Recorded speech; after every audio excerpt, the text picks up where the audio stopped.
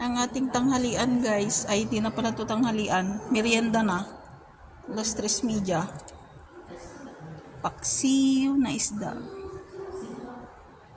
Filipino food. Talsikan ng kapit ng dalit. Kain na tayo guys. Git lang.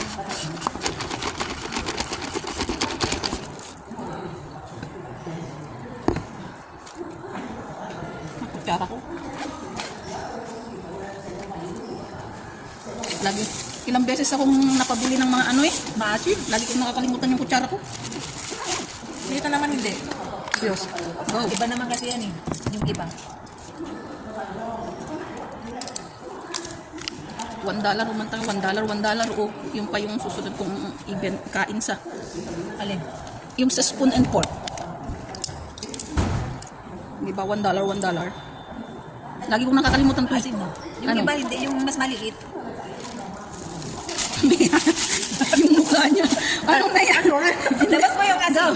Murang din nila natin na. Oo. Pagkaganda rin yung mga t-shirt nila doon. Paksiw ang ulam natin.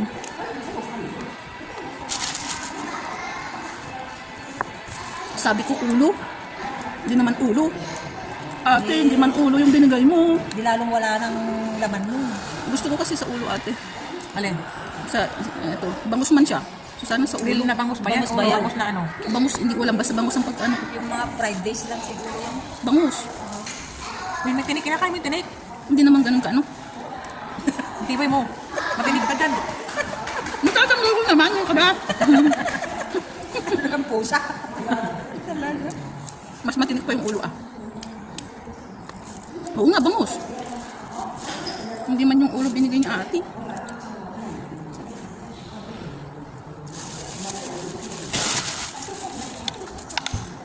Nagchichismisan yung dalawang lola.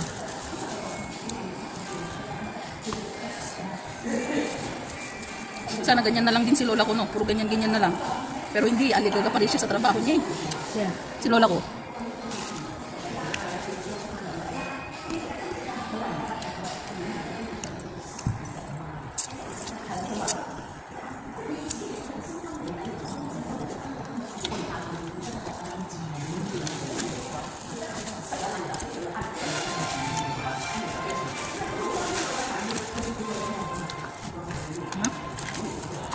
Sarap ng Philippine food. Nagsasawa na rin kakaluto kasi ng sarili mong ano eh. Naghahanap ka rin ng ibang Sino? yung sa akin ate.